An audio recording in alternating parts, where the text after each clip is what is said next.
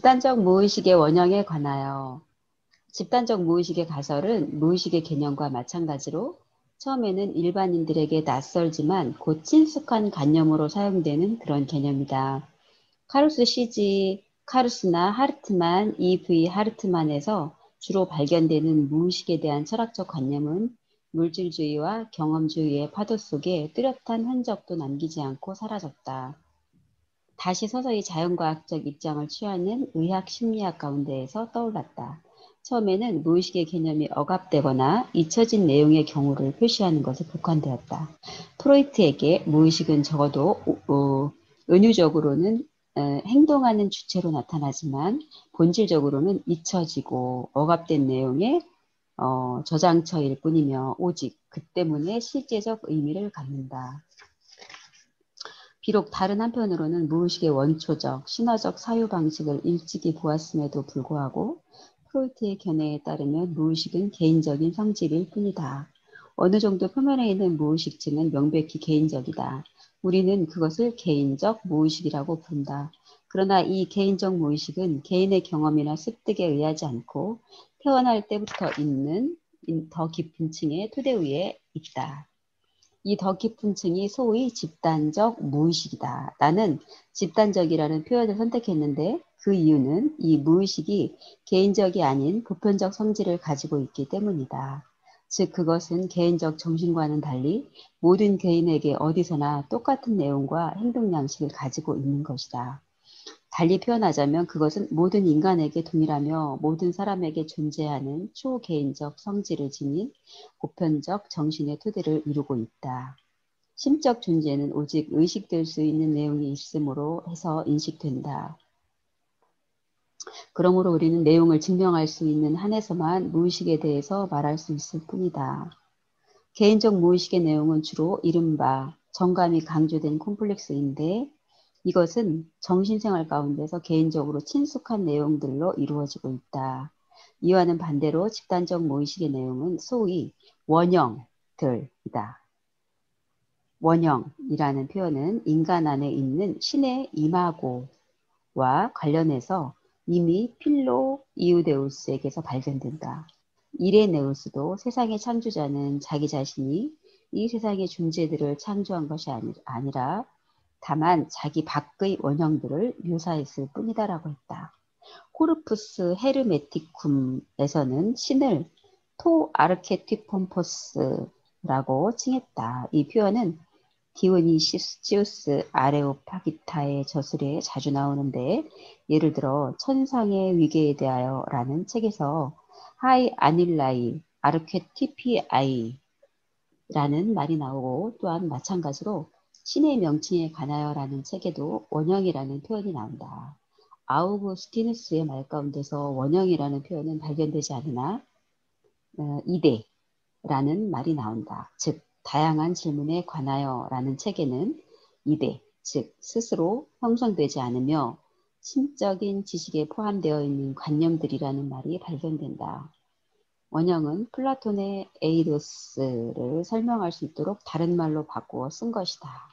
이러한 명칭은 우리의 목적에 합당하고 도움이 된다.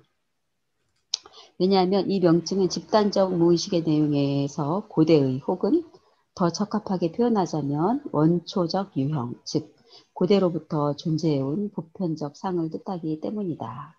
레비 브릴의 원시적 세계관의 여러 상징적 형태를 표시하기 위해 사용했던 집단 표상이라는 명칭 역시 무의식적 내용에 적용할 수 있다. 왜냐하면 그것은 거의 같은 것에 해당되기 때문이다. 즉 원시 종족의 규범은 특수하게 변화된 형태의 원형을 다루고 있는 것이다. 물론 원시 종족에게 그것은 더 이상 무의식의 내용이 아니며 전통적인 가르침으로 이미 의식적 공식으로 변한 것이다. 이 공식들은 주로 비밀 교의의 형식으로 전달되는데 근원적으로 무의식에서 유래되는 집단적 내용을 전달하는 전형적인 표현이다. 그래서 여기서 좀 보면은 집단 무의식과 집단 의식을 구별을 하죠. 집단 의식과 집단 무의식에서 우선 집단 무의식 이전에 개인적인 무의식, 개인의 히스토리와 관련돼서 자기 스스로의 체험과 관련된 것에 억압됐거나 잊혀진 것을 개인적인 무의식이라고 하는데 그 이외의 무의식은 집단적인 무의식이다. 이렇게 지금 크게 분류를 하고 있는 거죠. 그래서 인간 모두에게 동일하고 모든 사람에게 존재하는 초인적인 성질을 지닌 보편적인 정신적인 토대다. 그런데 이런 개념을 쓰고 있는 거죠. 그래서 어떤 사람에게나 우리가 태어날 때 여러 가지 신체 장기를 가지고 있는 것처럼 우리 정신의 세계는 눈에 보이지 않지만 내가 개인적인 체험을 통해서 어떤 것을 만나기 이전에 이미 정신활동이 이루어질 수 있는 기반 구조라고 할까요? 어떤 스트럭처가 베이직 스트럭처가 있는 것이다. 그 스트럭처를 구성하고 있는 것을 원형이라고 부른다. 뭐 이렇게 설명할 수도 있겠죠. 우리가 그냥 백지 상태로 태어난 게 아니고 우리는 이미 이 세상에 태어날 때 어떤 환경에 가면 어떤 생각을 할 수 있는 기본적인 틀을 가지고 있었다라고 설명할 이게 집단 무의식이라는 개념을 사용하고 있는 것으로 보이죠. 그런데 여기서 집단 표상이라는 과거의 얘기들 속에 원시적 종족의 규범이 있다고 한다면 원시 종족의 규범은 그게 무의식의 상태일까요? 의식의 상태일까요? 무의식에서 끌어올려진 의식. 그렇죠. 그러니까 이때는 원시적인 세계관을 여기서 집단 표상이라고 했는데 컬렉티브 컨셔스니스는 집단 의식이 되는 거죠. 그래서 이 부분은 집단 무의식이라고 바로 이게 말을 알아듣기가 좀 굉장히 어려워요. 여기서 이걸 집단 표상이라고 했을 때 이 집단 표상이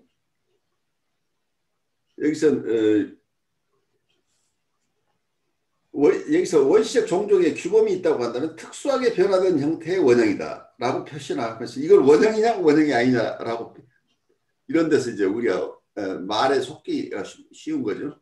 원형 자체는 특수한 형태를 가지고 있지 않다. 어떤 형식만 있는 것이지 그 형식의 내용이 구체적으로 어떤 것인지는 매번 드러날 때마다 다를 수 있는데 어떤 종교의 어떤 교리도 마찬가지죠. 어떤 종교의 교리는 원래는 집단 무의식에서 왔을 가능성이 있다 보는 거죠. 여기서도 나오는 게 그래서 원시 종족의 규범을 특수하게 변화된 형태의 원형이라고 다룬다면 이건 원형으로부터 파생된 것이다. 이렇게 볼 수 있겠죠. 원형 파생물인데 원형 파생물을 이게 원시 종족의 규범이 됐는데 그렇다면 여기서 융의 얘기를 따라가 보면 원시 종족의 규범은 특수하게 변화된 형태의 원형이다. 그리고 원시 종족에게 그것은 더 이상 무의식의 내용이 아니며 전통적인 가르침으로 이미 의식적 공식으로 변화된 것이다. 이 공식들은 주로 비밀 교의의 형식으로 전달되는데 근원적으로 무의식에 유래하는 집단적 내용을 전달하는 전형적인 표현이다. 그래서 이 부분은 우리 사회 현상 속에서 이건 계속 끊임없이 일어나죠. 사회 집단이나 어떤 종교에서도 드러나고 있는 부분. 원래는 집단 무의식으로부터 출현을 했지만 그것이 어떤 의식화돼서 일반 사람들이 공유하는 어떤 내용이 됐을 때는 그걸 교리라고 표현을 하건 어떤 원시 규범이라고 표현을 하건 이거 자체는 이미 집단 의식화한 거죠. 집단 무의식으로 집단 의식화 됐는데 사람들은 많은 경우에 이 집단 의식과 동일시를 이루죠.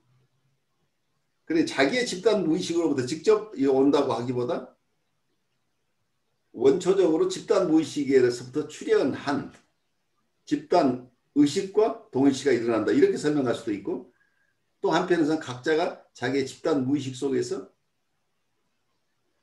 출현하는 것을 지금 집단 의식화되어 있는 어떤 규범이나 교리를 이해하는데 사용한다. 이 설명을 어떻게 할 것인지는 각각 달리 설명할 수 있겠죠. 그래서 집단 무의식과 관련돼 있지만 이미 의식화되어 있는 것을 집단 무의식이라고 부르는 것은 이건 원형은 아니라고 볼 수 있겠죠. 이 부분에서 우리 개념의 혼란이 올 수 있는 부분이에요. 원형 자체는 여러 모습으로 드러날 수 있어서 이미 어떤 드러난 형태를 가지고 원형이라고 하는 것 자체는 어폐가 있다는 얘기예요. 이미 어떤 사회의 규범이 됐거나 교리가 돼 있는 것은 집단 의식이라고 부를 수는 있지만 이걸 집단 무의식이라고 하는 개념의 혼란을 가져오죠. 무의식으로서 출발했지만 지금은 의식이라고 한다면 이것은 집단 이 원형의 파생물이다 라는 개념으로 우리 사용할 수 있겠죠. 이건 똑같이 프로이드의 개념이나 대상관계의 개념 속에서 나오는 똑같은 이런 개념을 우리가 이해해도 본능이라고 얘기해, 인스팅트라고 할 때 본능 자체는 우리가 볼 수 없다고 봐. 본능이 어떻게 출현하느냐는 파생물을 보고 알 수 있다는 거예요. 그리고 우리가 알 수 있는 건 이 파생물을 통해서밖에 알 수 없는 거죠. 그렇지만 이 본능 자체를 우리는 만날 수 없는 것이다. 마찬가지로 이 원형 자체는 우리가 만날 수 없는 것이다. 원형의 파생물을 만날 수 있을 뿐이다. 근데 어떤 때는 이 파생물을 가지고 원형이라고 하기도 하고 본능이라고 막 쓰다 보니까 논리적인 혼란을 우리가 겪게 돼요.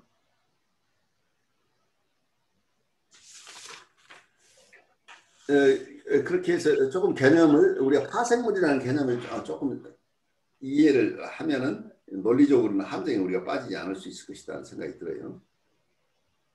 교수님이 늘 말씀하시는 게 꽃이라는 거는 어떻게 보면은 무형의 어떤 상징화된 언어잖아요. 근데 그렇죠. 그것이 네. 나팔꽃이라고 나왔을 때는 우리가 가시화돼서 볼 수 있는 거가 되는 그렇지. 거잖아요. 네. 그런 종류. 그러나 나팔꽃이, 그러니까 꽃이 나팔꽃은 아니듯이. 그러니까 그렇죠. 나팔꽃은 꽃에서 유래됐지만 꽃이 이 꼴 나팔꽃, 그러니까 어쨌든 차원이 다르죠. 거기서. 예, 차원이 이렇게 다르잖아요. 상징의 레벨이 동등한 건 다르죠. 아니. 예. 상징의 이렇게 설명.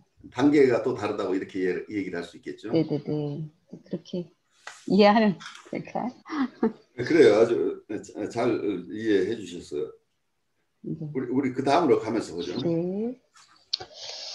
잘 알려진 원형의 다른 표현은 신화나 민담이다. 그러나 이것들도 오랜 시간에 걸쳐 굳어진 특정한 형태들이다. 원형이란 개념은 아직 의식의 가공을 받지 않은, 또한 그렇기 때문에 직접적인 정신의 소여성을 나타내는 정신의 내용만을 표시한다는 점에서 집단 표상에는 그저 간접적으로 상응할 뿐이다. 그러한 것으로서 원형은 역사적인 것이 되어버렸거나 역사적으로 부각된 공식과는 적지 않게 다르다. 특히 비의식의 더 높은 단계에서 원형은 의식적 가공이 지닌 판단하고 평가하는 역량을 분명히 제시하는 양식으로 나타난다. 이와는 반대로 꿈이나 환상에서 우리가 보는 것과 같은 원형의 직접적인 출현은 예를 들어 신화의 경우보다 훨씬 더 개인적이며 이해하기 어렵거나 소박하다. 원형은 본질적으로 무의식의 내용을 나타내며 그것이 의식화되고 지각됨으로써 변하는 것이다.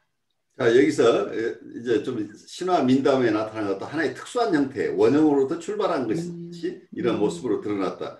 그런데 우리가 꿈을 꿀 때도 원형으로부터 어떤 것이 출현하죠. 근데 이거 자체로 원형이라고 부르는 순간 우리는 혼란에 빠집니다.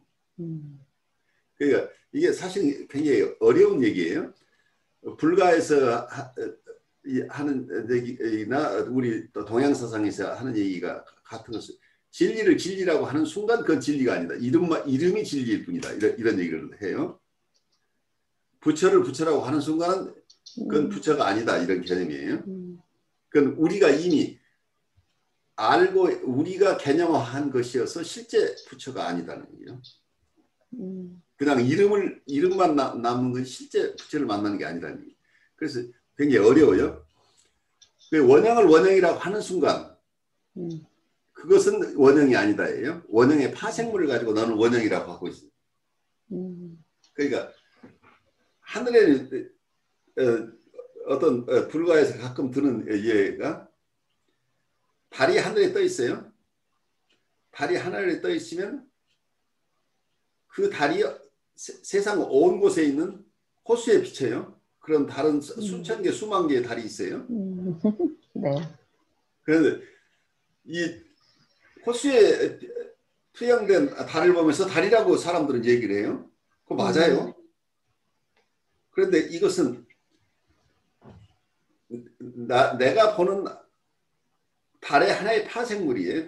달로부터의 반영일 뿐이에요. 달의 그림자라고 볼 수 있겠죠. 그런데 우리는 이게 달이라고 믿게 될 가능성이 있어요. 그래서 호수로 달을 찾으러 들어가면 이 사람 빠져 죽어요. 하늘로 가지 않고 호수로 들어갈 수 있는 거죠. 그래서 이 개념들을 우리 명확하게 이해하는 게 어떤 파생물이라고 하는 개념이 원형하고 다른 것이 무엇인가. 그 본능이라고 하는 것은 본능은 무수한 형태로 이렇게 드러날 수 있는데 그 중에 어떤 모습이 드러났다고 해서 이거 자체로 본능이다, 원형이다고 얘기하는 것 자체가 이미 우리가 논리적으로 모순을 범하고 있는 것이죠. 그래서 이게 사유의 방식들이 그 옛날 분들도 굉장히 치밀하게 이런 얘기들을 해온 거죠. 그래서 어떤 면에서는 우리는 만물이 있지만 만물 속에 원래 이 만물의 모습은 공하다, 비었다고 하는 개념 자체는 지금 우리가 보는 여러 모습들은 일단 지금 계속해서 영원한 게 아니라고 한다면 이건 이미 실체가 아니라는 얘기잖아요. 실체가 아닌 것에 우리가 너무 현혹돼서는 안 된다고 하는 개념하고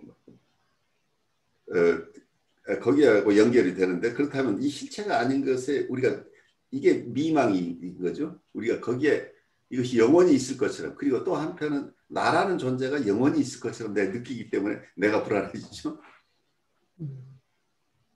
나도 어떤 자연현상과 마찬가지로 어떤 인연에 의해서 지금 내가 이런 모습을 취하고 있지만 조금 지나면 또 내가 여기서 영원히 사는 내가 아닌 것이라고 나를 잘 이해하면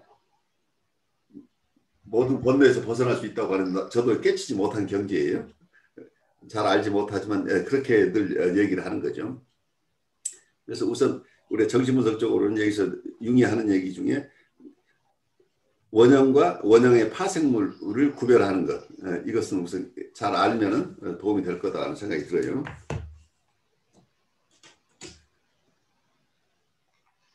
그 다음으로 가볼까요? 원형이 무엇을 뜻하는지는 방금 제시한 원형과 신화, 비의, 민담과의 관계를 통해서 분명해졌을 것이다.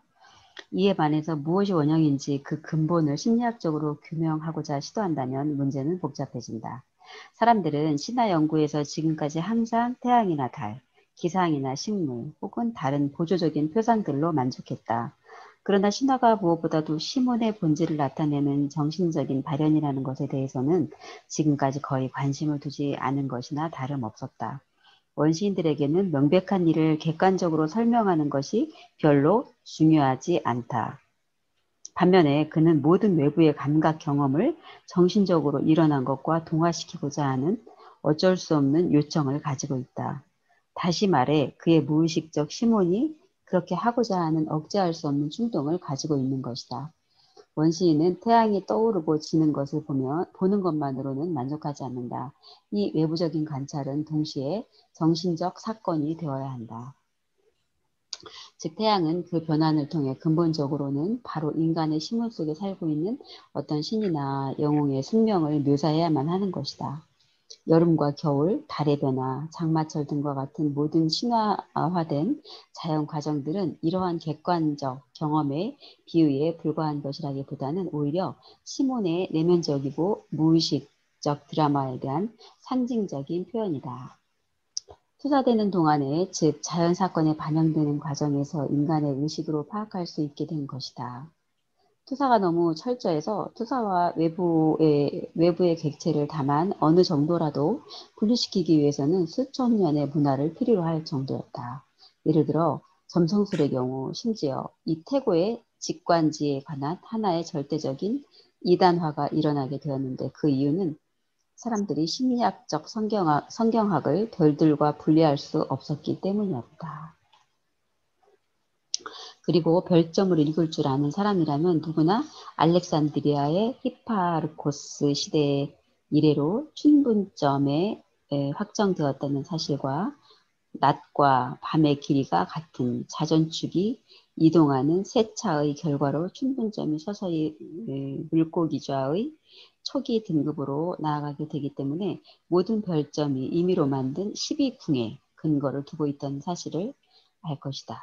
그런데도 점성술을 신봉하는 사람들은 오늘날에도 혹은 거의 예외 없이 천체의 영향에 관해 예전의 사람들이 가졌던 미신적인 가정에 빠진다.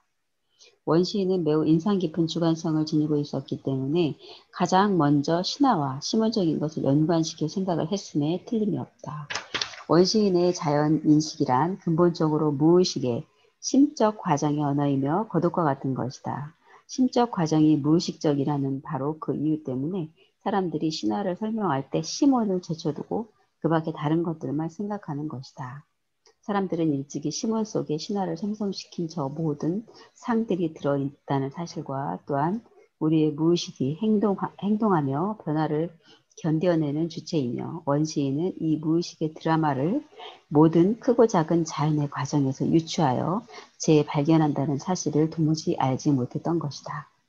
네 가슴 속에 네 운명의 별이 있다 라고 세니는 발렌슈타인에게 말했는데 만약 사람들이 이 마음의 비밀을 약간만이라도 알 수 있었다면 점성술은 매우 만족할 만한 성과를 이룩했을 것이다.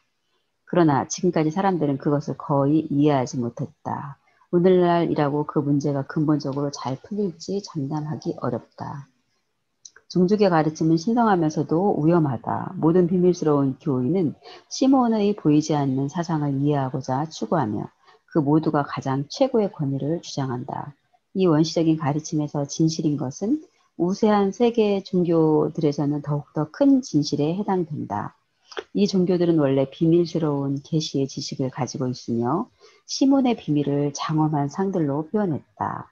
그들의 사원과 성서는 상과 언어로서 일찍이 성화된 가르침을 신앙심 깊은 모든 심성, 감성이 풍부한 모든 견해, 그리고 모든 사색적 섭취에 이용될 수 있도록 알려주고 있다.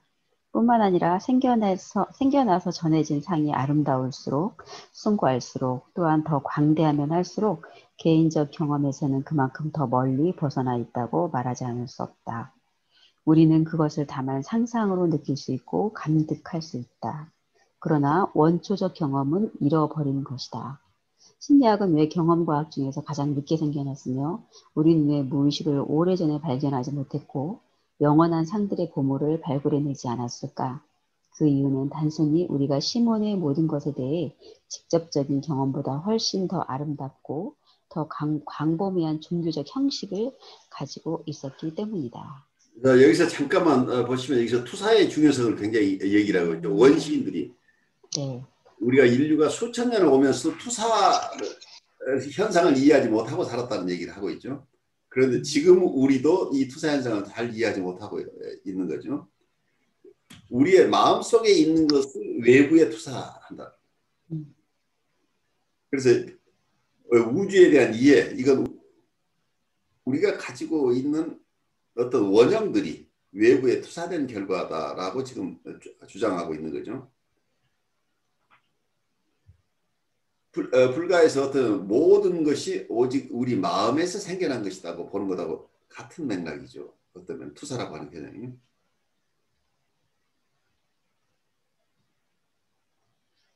그래서 요즘 양자 물리학의 세계에서 이런 이론들은 굉장히 실제로 이런 통찰들이 큰 영향을 미쳐요.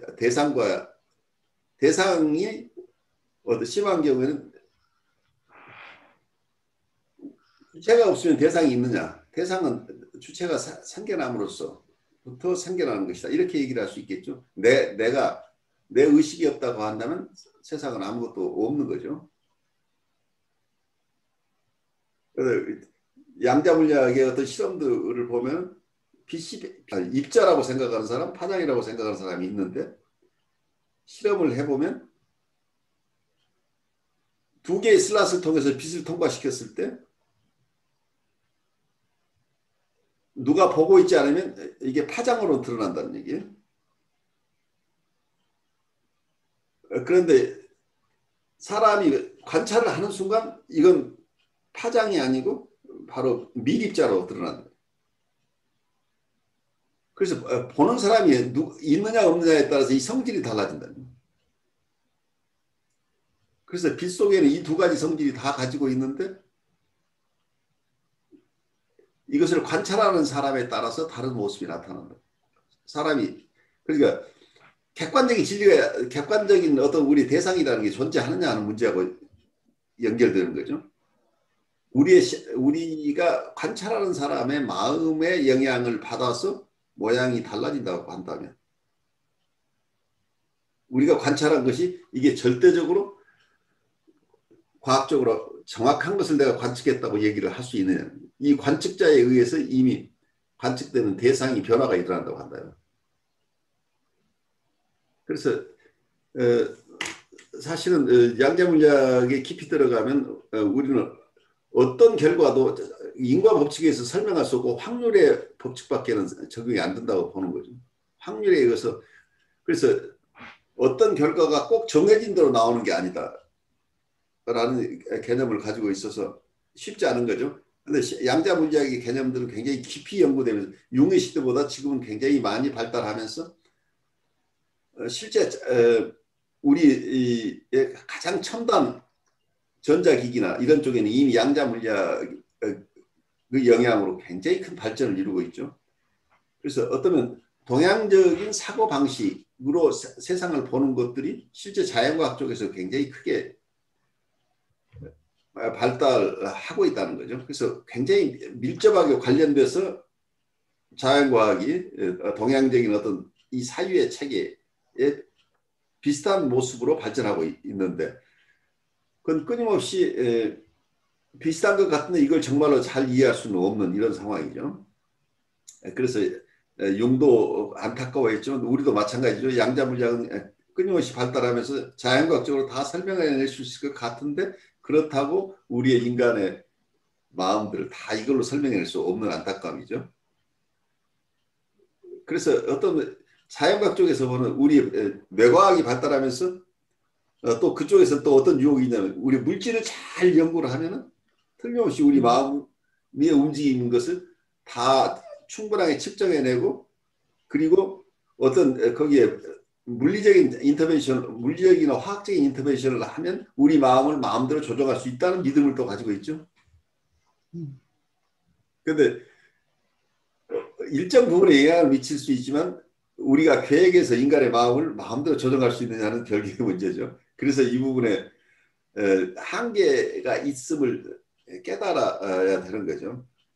자연과학적인 어프로치가 많은 도움을 주긴 하지만 실제적으로 인간은 우리가 가지고 있는 지성, 우리가 가지고 있는 어떤 능력, 우리의 지적 능력만 가지고 우리 마음을 조정할 수는 없을 만큼 이 마음의 세계는 우리가 생각하는 것보다 훨씬 광대무변한 것이고 함부로 조정될 수 있는 것이 아니라는 이런 결론을 또 이르게 되죠. 과학이 발달을 하면 할수록 우리의 미지의 세계는 더 커지는 거죠. 그래서 옛날에는 하늘을 바라볼 때 달에 옥토끼, 토끼가 있어서 떡방을 찍고 하는 이제 그런 상상들을 했잖아요. 팬터지 속에서 그 다른 사람 원시인들의 개념 속에 달에 가면은 토끼도 있고 여러 가지 것이 있으리라고 이렇게 상상하고 그 화성은 또 어떻고 다 이게 전부 다 투사한 거란 얘기예요. 실제 찾아가 보니까 그거하고 전혀 다른 거죠. 그렇지만 수천 년 동안 우리는 이 별을 가지고 점을 쳐왔잖아요. 지금도 점을 치고 있잖아요. 점성술이라는 게 다. 우리의 마음을 투사한 것들을 가지고 또 이론화해서 그걸 또 우리의 운명을 가늠하는 것으로 이렇게 생각들을 하고 있죠. 그런데 이렇게 설명하고 융도 점성술을 상당 부분 신봉하고 있는 사람으로 보여요. 그리고 융 안에 갈등 구조가 있죠. 굉장히 자연과학적으로 이렇게 설명하고 있는데 이분의 마음 속에서는 어떤 점성술에서 나오는 얘기들 이런 것들에 대한 그 믿음이 상당 부분이 있어 보여요. 그래서 이분의 글들은 굉장히 다양한 쪽에서 읽어내고 있죠. 그래서 우리는 정신분석 측면에서 이분을 이해하려고 하고 있지만 또 다른 여러 측면에서 융 속에 있는 것들, 융이 가지고 있던 여기서 점성술이나 어떤 주역의 개념이나 이런 동서양의 과거에 있었던 것들, 영지주의의 개념이나 이런 부분들을 각자가 필요한 대로 가져다가 지금 또 발달시키고 있는 사람들이 얼마나 있다는 얘기죠. 그래서 어쩌면 융이 가지고 있는 것은 혼합물이에요. 제가 볼 때는 동서양 것을 많이 망라해 놨는데 본인이 이걸 다 깔끔하게 자기 하나의 것을 자기 것으로 통합해냈다고는 보이지 않아요. 그런데 이 속에는 많은 자료가 있기 때문에 이 융 자체가 하나의 도서관인 것으로 보여요. 과거에 있던 것들이 어디에 자기가 찾아놓은 것 목록을 다 가지고 있어서 사람들은 융이 고민했던 것은 이러이러한 건데 내가 관심 있는 것을 거기서 추려내고 있는 것이 아닌가 이런 생각이 들어요. 그래서 이걸 종합적으로 이해한다는 것은 어쩌면 거의 불가능할지도 몰라요. 왜냐하면 이제 저도 씨름하면서 느끼는 게 융이 스스로가 온전히 통합해내지 못한 상태로 글을 썼을 텐데 그걸 내가 통합해내려고 한다는 것 자체가 무리가 아닐까. 어쩌면 통합되지 않은 상태를 컨테인하면서 가야 융을 만날 수 있지 않을까 하는 생각이 들어요. 네, 많은 사람들에게 기독교의 관념 세계가 퇴색해버렸다 하더라도 그 대신에 동방의 상징적 보고는 아직 경이로움으로 가득 차 있어 바라보는 데서 얻는 즐거움이나 새 옷에 대한 즐거움을 오랜 시간 동안 지속하게 만들고 있다. 그리고 이 밖에도 이러한 상들은 그것이 기독교의 것이든 불교의 것이든 또는 어떤 다른 것이든 간에 아름답고 신비스럽고 예감에 가득 차 있다. 물론 상들이 우리에게 친숙하면 할수록 빈번한 사용으로 더욱 닳아버리고 그 결과 거의 무의미한 모순 속에 캐캐 묵은 겉모습만 남아있게 된다. 동정녀 마리아의 출산의 비밀이나 아버지와 아들의 닮은 꼴, 상사상, 그리고 삼위성이 아닌 삼위일체성은 더 이상 철학적 상상력을 북돋아주지 않는다. 그것은 단순한 신앙의 대상이 되어버렸다. 그러므로 교육을 받은 유럽인들의 종교적 욕구나 신앙적 의미, 철학적 사변으로 동양의 상징들, 신격에 대한 인도의 웅대한 견해, 중국의 도교 철학의 심연에 매혹을 느끼는 것은 별로 놀라운 일이 아니다. 고대 그리스도인들의 마음과 혼이 그 옛날 기독교 이념에 사로잡혔던 것과 마찬가지다. 많은 사람들이 처음에는 기독교의 상징에 몰두해서 키르케고르식 신경증에 얽혀든다. 그러다가 신선하며 이색적인 동양의 상징들에 매혹되는 상태에 이르게 된다. 신과의 관계에서 상징적 의미의 빈곤이 점차로 증가하게 됨에 따라 참을 수 없이 첨예화한 너 관계로 발전된 결과로 이제는 유럽이 동양의 상징의 지배 아래 있는 것이 무조건 패배를 했다는 것은 아니다. 종교적 감성이 개방되어 있고 살아있음을 증명하는 것이기도 하다. 비슷한 현상을 교육받은 동양인에게서 관찰할 수 있다. 즉, 이들은 적지 않게 기독교의 상징이나 동양 정신에는 너무도 어울리지 않는 과학에 마음이 끌릴 뿐만 아니라 그에 대한 이해를 상당히 발달시키고 있다. 사람들이 이러한 영원한 상에 빠지는 것 자체는 정상적인 일이다. 그러기 위해서 이 상들이 존재하는 것이다. 상들을 마땅히 끌어당기고 확신하고 매료하며 압도해야 한다. 그것들은 계시의 원초적 자리에서 만들어진 것이며 그때그때의 신격의 최초의 경험을 묘사한다.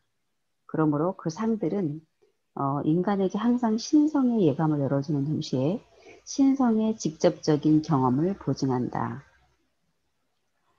흔히 수백 년에 걸친 인간 정신의 노력 덕분에 이 상들은 세계 질서를 만들어주는 사상의 광범위한 체계 속에 뿌리박고 동시에 강력하며 광범위하게 퍼져 있으며 오래되고 존귀한 교회라고 불리는 기관을 통해 묘사되고 있다.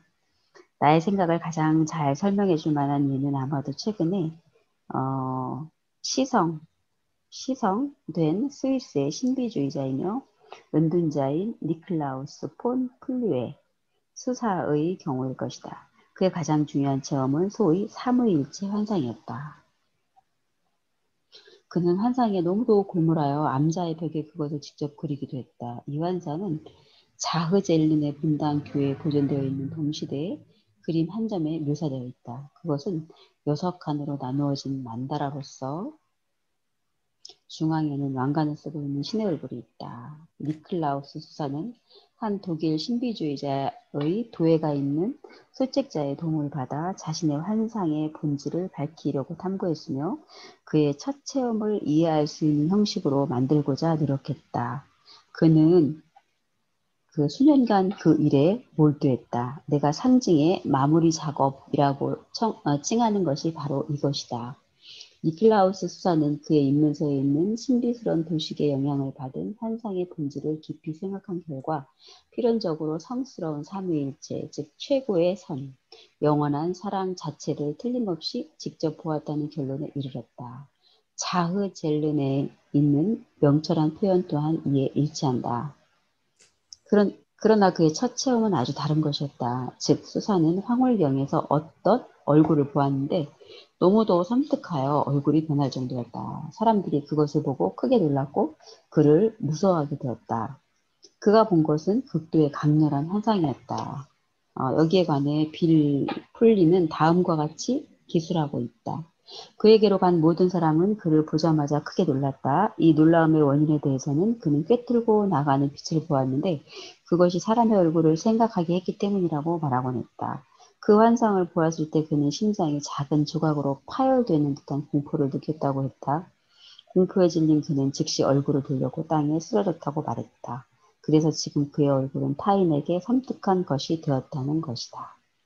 이 환상은 당연히 묵시록 1장 13절에 있는 환상들, 즉 저 기묘한 묵시록의 예수상과 관계가 있다. 7개의 뿔을 가지고 7개의 눈이 달린 괴물스러운 양만이 바로 기괴함이나 진귀함에서 이 예수상을 능가할 뿐이다. 이 형상은 복음서의 예수와 매우 이해하기 어려운 관계가 있다. 그러므로 일찍이 이 환상은 전통적으로 특정한 방식으로 해석되었다. 인도주의자인 칼 보빌리우스는 1508년에 한 친구에게 다음과 같이 썼다. 언젠가 별이 빛나는 밤에 니클라우스 수사가 기도와 성찰에 몰두하고 있을 때 하늘에서 나타난 얼굴에 대해 얘기하겠네. 그는 분노와 의욕으로 가득 찬 끔찍한 표정을 하고 있는 사람 얼굴을 보았던 것이네 등. 이 해석은 묵시록 1장 13절을 통해 현대적인 확충과 아주 잘 일치한다. 다른 환상들도 역시 잊어서는 안 될 것이다. 예를 들자면 곰 가죽을 쓰고 있는 예수나 남자이며 여자인 신, 아들로서의 니클라우스 수사 등과 같은 것들이다. 그들은 부분적으로는 도그마와는 매우 다른 특성을 보여주고 있다. 이 위대한 환상은 전통적으로 자흐젤른 교회에 있는 삼위일체상이나 소위 순례자를 위한 술책자에 있는 수레바퀴 상징과 관련 있는 것으로 되어 있다. 즉 니클라우스 수사는 그를 방문한 순례자들에게 수레바퀴상을 보여주었다. 그는 이 그림에 몰두하고 있었음에 틀림없다. 블랑케는 전통적 견해와 반대로 환상과 삼위일체상 사이에는 어떤 연관도 없다는 견해를 가지고 있다. 그러나 이런 회의적 태도는 좀 지나친 것 같다. 수레바퀴 그림에 대한 수사의 관심에는 어떤 이유가 있었을 것이다. 그러한 종류의 환상들은 흔히 정신적 혼란과 분열을 일으킨다. 조각조각으로 파열된 심장, 감싸는 원, 만다라가 정신적 혼돈 상태에 대해 예로부터 전해 내려오는 해독제임을 우리는 경험을 통해 배웠다. 그러므로 수사가 바퀴 상징에 매료되었던 것은 아주 납득할 만한 것이다. 끔찍한 환상을 신의 체험으로 해석하는 것 역시 빗나간 것은 아닐 것이다.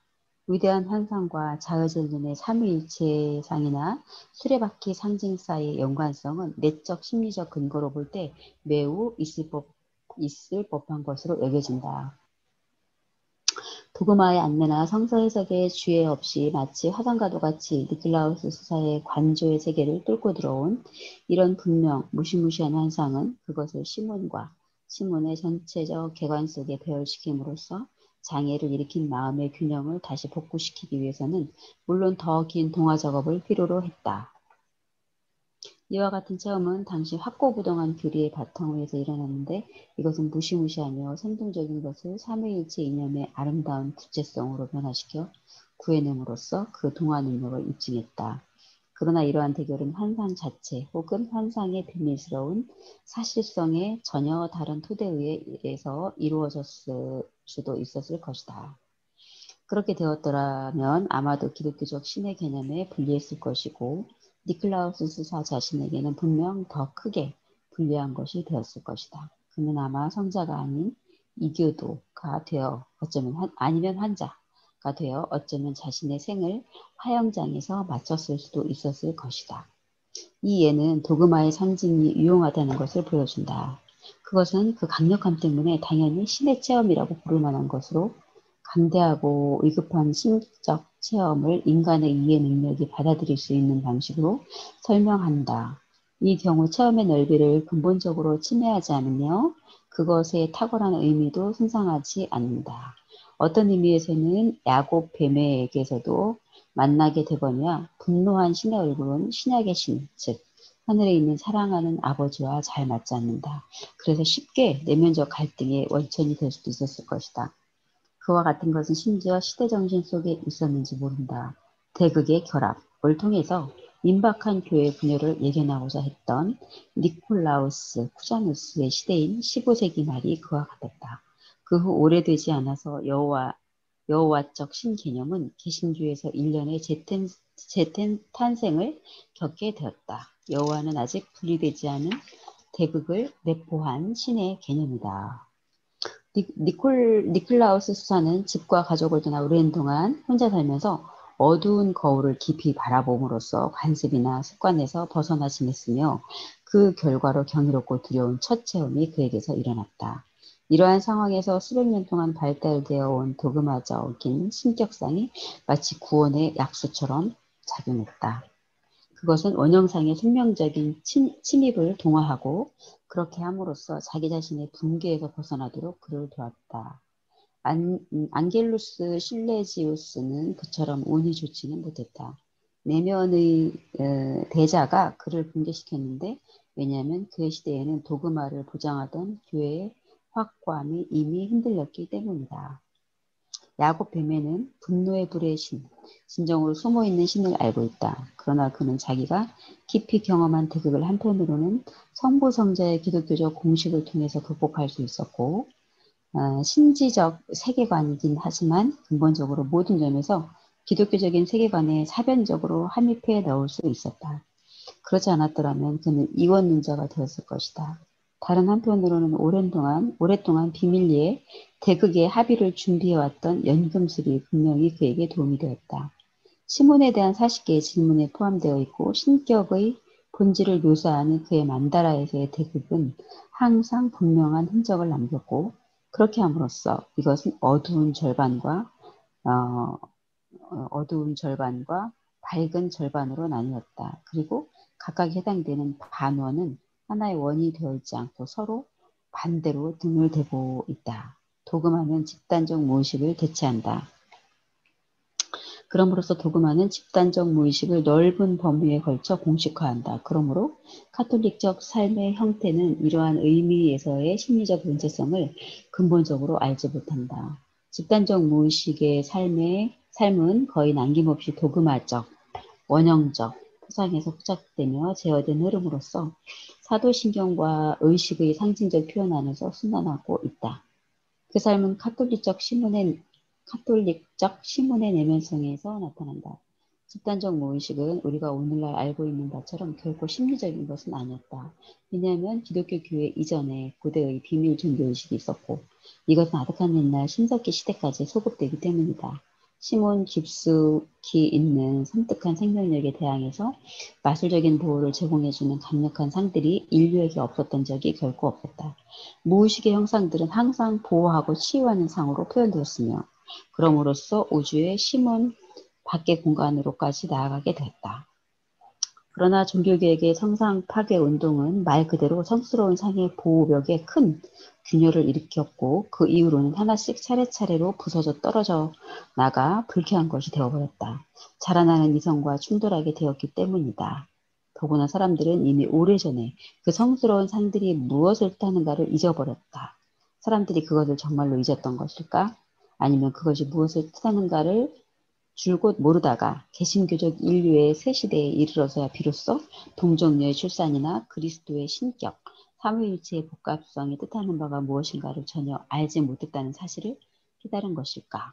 거의 그런 것 같다. 이 상들은 그저 그렇게 살아 있었고 사람들이 그 살아있는 존재를 아무런 의심이나 생각 없이 단순히 받아들였던 것 같다. 모든 사람들이 크리스마스 트리를 장식하고 부활절 달걀을 감추면서도 이러한 관습이 무엇을 뜻하는지 전혀 알지 못하면서 그것을 하는 것처럼 말이다. 원상들에게는 선천적으로 충만한 의미가 있어서 사람들은 그것이 원래 무슨 뜻이었는지를 결코 묻지 않는다. 그래서 신들은 뜻대로 죽어간다.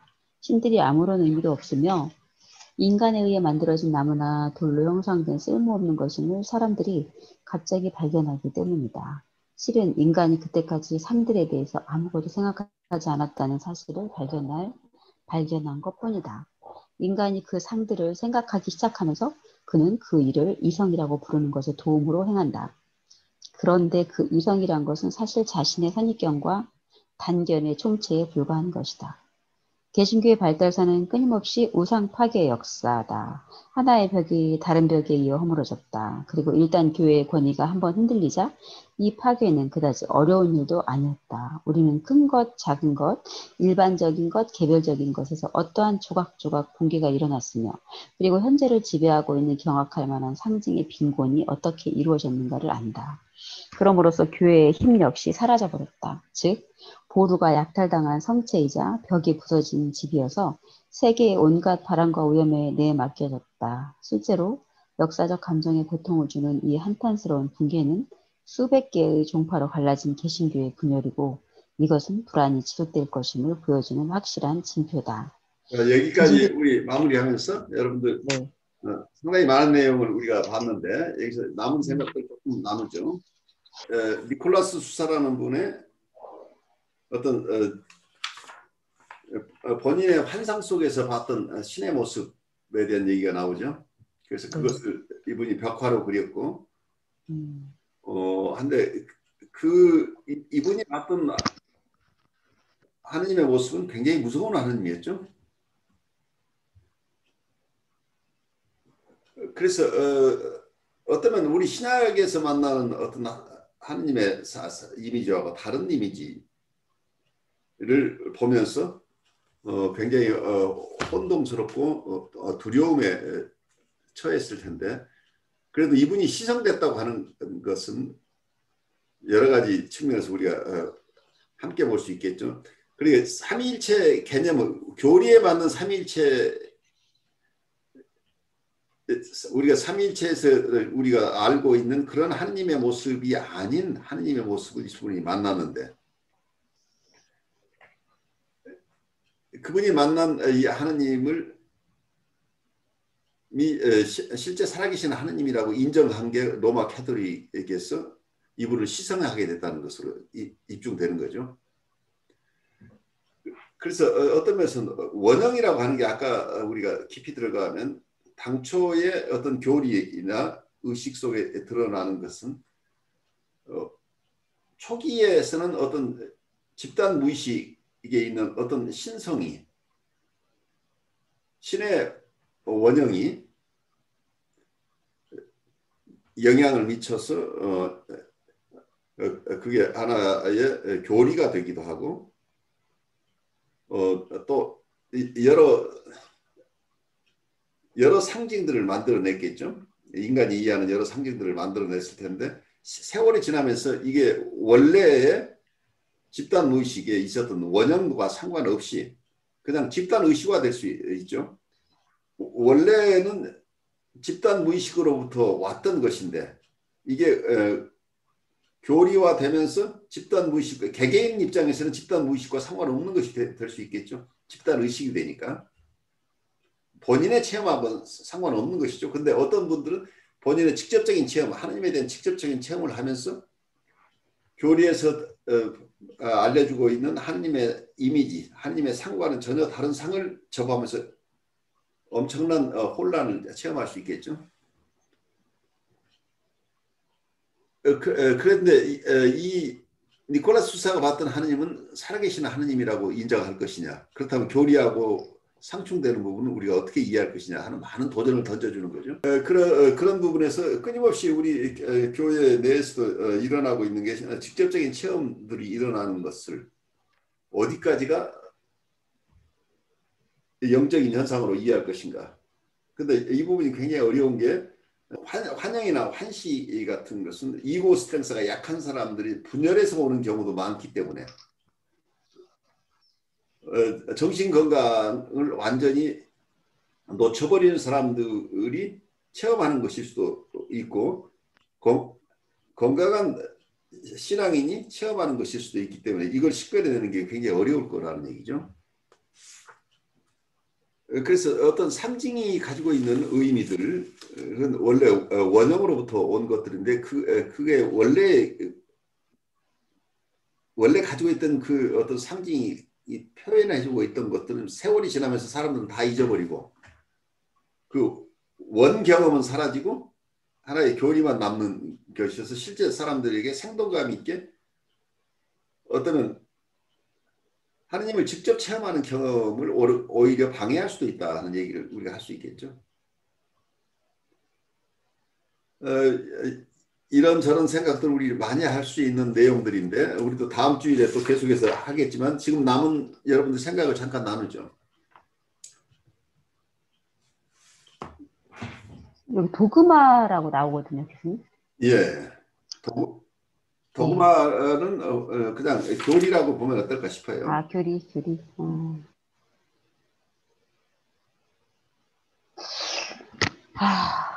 그러니까요. 그러니까 하나님에 대해서도 그 삼위일체 하나님, 또 그게 또 만다라, 또 그렇게 만다라로 또 이렇게 보여지기도 하고 여석한으로도 하나님 만다라로서 왕관을 쓰고 있는 신의 얼굴이었다라고 또 얘기를 하고 이제 그렇다면은 이제 어떻게 보면은 하나님이 어떻게 이렇게 나누어진 조각조각게 나누어진 어떤 개념에서 다시 또 여호와 다시 또 그 이전에 그 하나님 상인 그 여호와에 대해서도 이렇게 말씀을 하시는데 계속 이렇게 하나였다가 나눠졌다가 다시 하나였다가 이런 느낌이 이렇게 들거든요. 그래요. 그리고 또 하나 지금 여기에서는 잘 드러나지 않는데 다른 쪽에서 여기 니콜라스 수사가 경험했던 것 중에 남성으로서의 하느님과 여성으로서의 하느님을 같이 만났다고 하는 개념이 들어가 있어요. 그러니까 여성성은 원래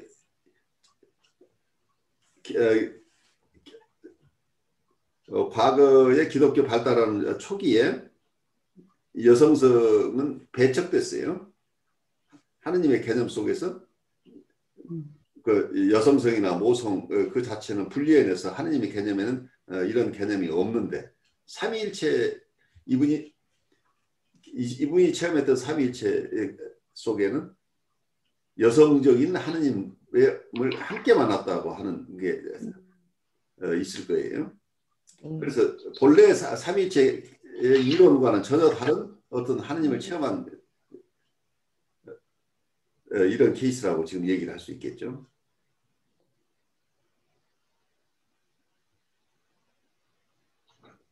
그러니까 이 체험은 융이 여기에 쓰고 있지만 사실은 자기 체험을 또 밑바닥에 깔고 있죠. 융이 처음 체험했던 하느님은 굉장히 무서운 하느님이었어요. 이분이 어린 시절에 거기에 대성당이 있었는데 대성당을 항상 아름다운 대성당이었는데 어느 날 이분의 환상 속에서 저 하늘에 계시는 하느님이 옥자에 있다가 자기의 배설물을 떨어뜨려서 이 성당이 완전히 다 부셔지는 이 환상을 봤어요. 무서운 하느님을 체험한 거죠.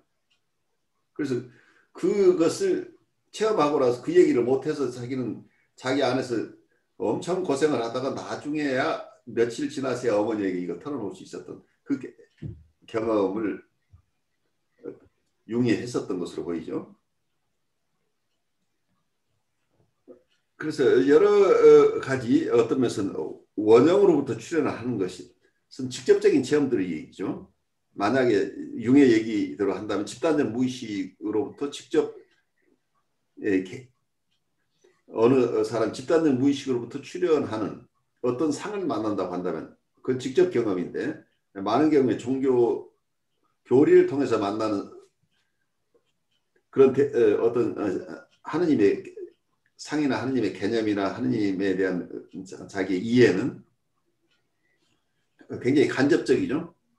원래 원체험하고 이미 유리돼 있어서 그건 하나의 알아야 될 지적인 교리로서 이해를 하는 것이 직접적인 체험하고 연결은 안 된다는 거죠. 근데 직접적인 체험을 했을 때 이 직접적인 체험이 지금까지 집단 의식화되어 있는 교리나 규범하고 상충을 일으킬 때 우리는 어떻게 이해할 것인가 하는 어려움을 겪게 되는 거죠.